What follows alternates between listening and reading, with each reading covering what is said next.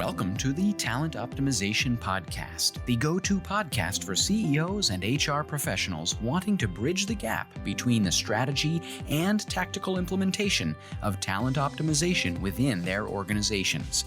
Through interviews, predictive index, and personal experience, your host, Tracy Shirk, helps you discover the facets of talent optimization from both a CEO and HR perspective to truly create the dream team for your organization. Are you ready? Let's get started. Welcome to the Talent Optimization Podcast. My name is Tracy Shirk, and I'm the Chief Talent Officer here at Elevated Talent Consulting. And if you are a brand new listener with us, I just want to say welcome. You are in for a treat today as we chat about how we inspire others to perform, specifically Gen Z in the workplace. And if you are a frequent flyer with us, thank you so much for listening to all of our different episodes and engaging with us. And if you have not yet, click that little plus button in your podcast app and followed us and given us a 5-star review. I'm going to encourage you to do that. So thank you so much for being with us. And I'm so excited to chat about what is going on today in the podcast, specifically talking about Gen Z and how Gen Z has different nuances of how we play and inspire others to perform. And I don't know about you, but it is summer and we are at August 10th now, which means we're still playing. Yet, as we think about September's coming, we're going back to school, we're getting all the things ready. So let's think about how do we ensure we're really inspiring our folks in our organization when we get down to work and get going when school hits. So I've got a great guest with us today, and I want to introduce you to Tammy. And Tammy comes to us with a great deal of coaching and consulting background. Okay. So we've got a great guest today in Tammy McKinney. So Tammy, welcome to the show. Thank you. Thank you, Tracy, for having me. I really appreciate this podcast and the work that you're doing in the world. So tell us a little bit about why do you love to talk about different generations and how we inspire them in the workplace? Yeah, I just am really super passionate about reaching as many leaders as possible that are making their positive impact in the world. And myself and my company, we are just driven to understand what is holding leaders back, what is holding them back from making their bigger impact. And a lot of what we're seeing, obviously, is diversity in the workforce is causing leaders to be challenged.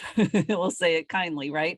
And so whether that is social, racial, economic diversity, or as we're talking about today, just this idea of generational diversity. And I think that today we're talking about Gen Z specifically because there are different nuances. There are different things that they're looking for to stay engaged, to stay motivated, to perform at their best. And I am passionate about all things to help leaders be successful. And so this is just one little piece of the puzzle, but it's a big piece.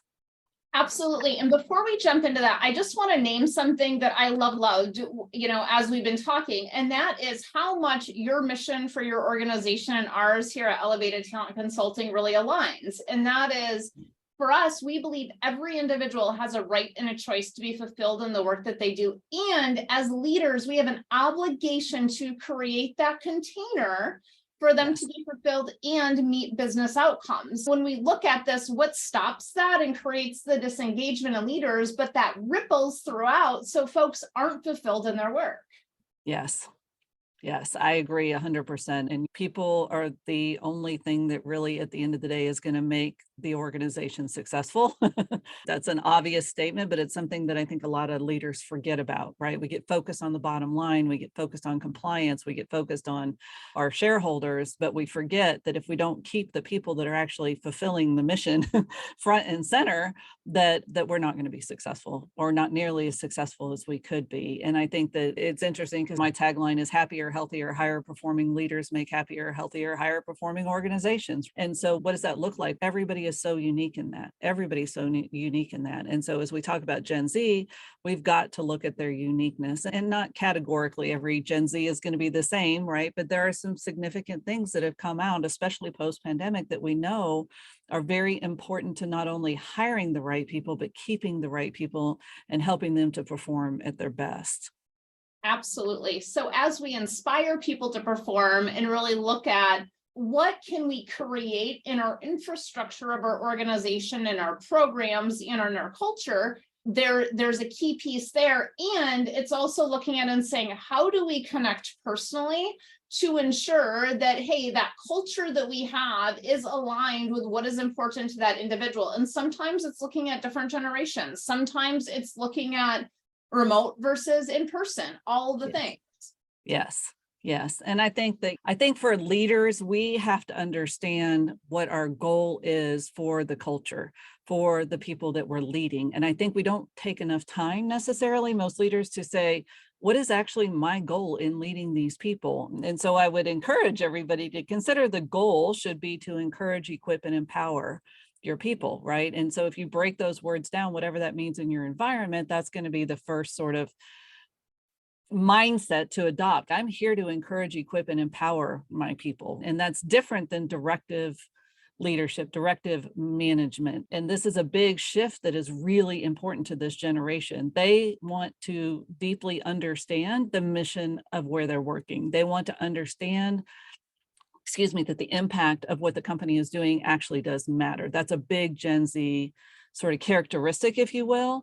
And so I think for companies that understand that their people want to be a part of it, they don't want a to-do list. They don't want to show up and be given a task list and directives. They want to be coached to consider how they matter in the organization, how they matter to the mission, how they matter to the impact that they're making. And so I think foundationally, we have to go back and say, is the organization super clear on mission, vision, and values that are non-negotiable? And I think that I work with so many impact-driven companies. They're nonprofits and they're ministries and they're for-profits as well, but they have big social missions or big positive impact to make in the world. But you ask them, what is the actual mission, vision, and non-negotiable characteristics or values of your organization? And they're like, yeah, it's on our website somewhere. That's not how, and again, keeping it Gen Z related, but this is not how people want to be led. They want to know that is not just something on the website. They want to know that this is really the embodiment of this organization that they're working for, because they want to be a part of making that difference. And so it's going back to that foundation, making sure that it still is what it needs to be, and then to align the right people at the right time to fulfill that mission. And so if Gen Z believes that they're part of fulfilling that mission, you're going to get the absolute best out of them. And we talked. Yeah. Could you provide a story or an example of how you've done this or seen this really happen, come to light inside of an organization?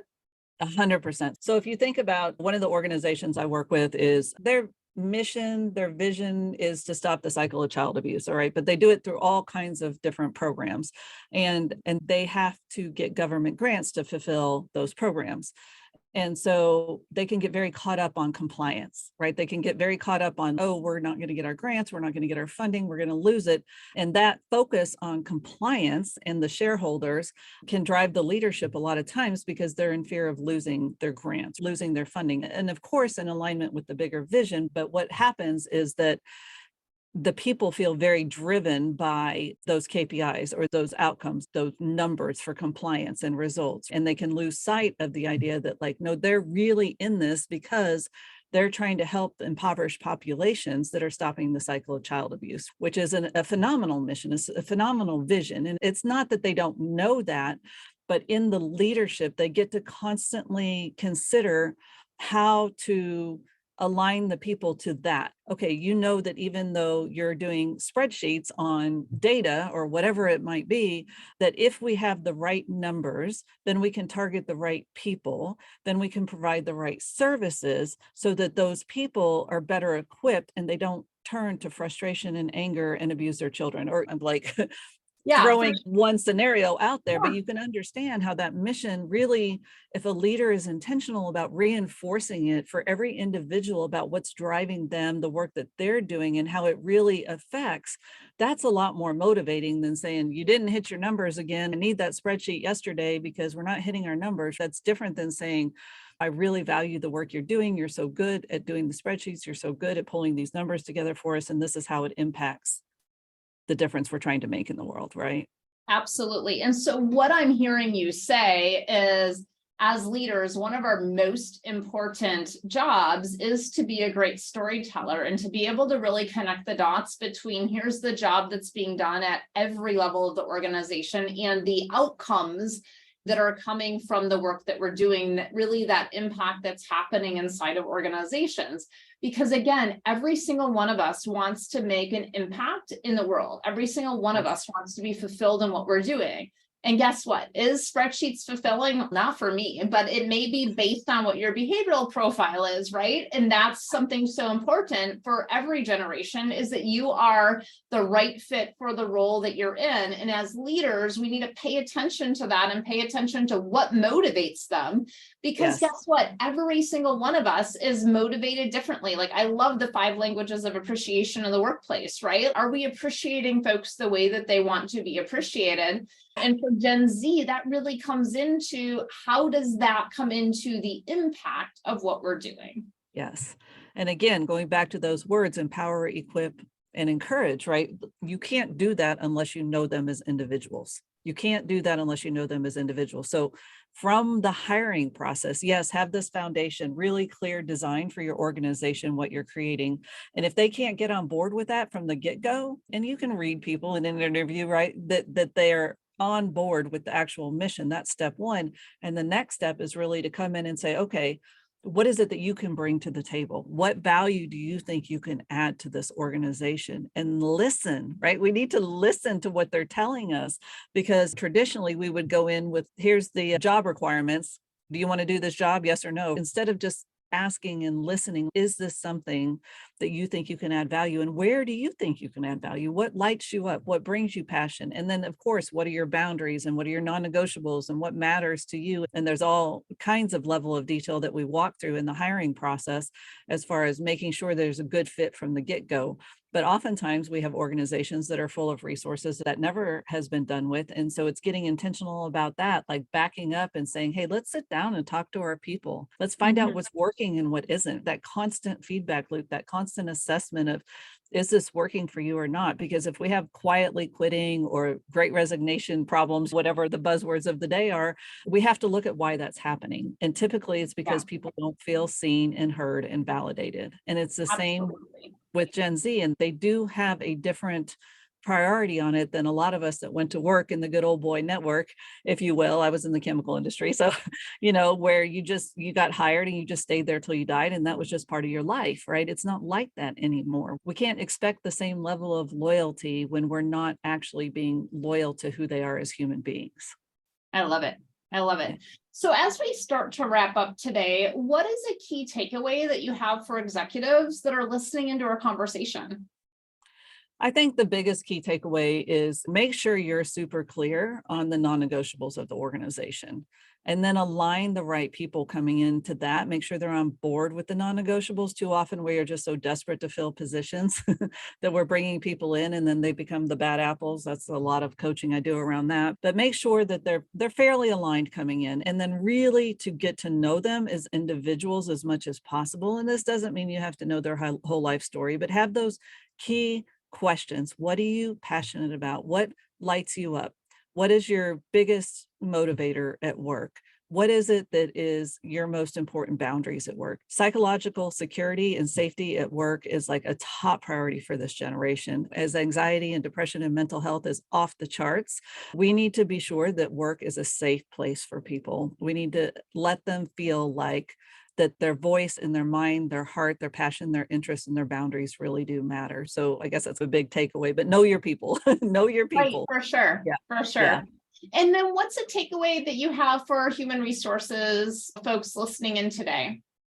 It's a really good question, because I've talked to a lot of HR directors that are and VPs that are very frustrated with senior management, right? And so I think HR really gets to be on board with reverse mentoring, leading up, telling the executives or coaching the executives on what they should be considering. I think HR's role is shifting a lot to educating the executives or the leadership in the organization about the needs of the people. And I think I've talked to some that are like, I cannot get the CEO's ear on this. And I'm like, at some point you need to figure out what are the most important things to that CEO so you can get their ear. Because if it's not coming from the top down to value people, HR needs to be the one to facilitate that.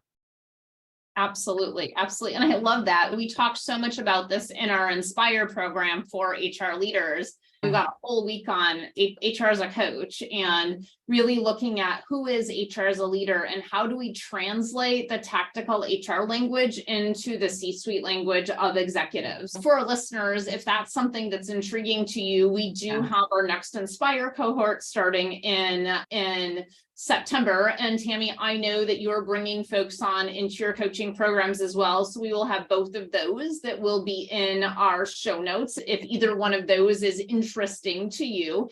And with that, I just want to thank you so much for bringing some light on our show today into, hey, how do we inspire Gen Z? We haven't really gone to that level in our conversations.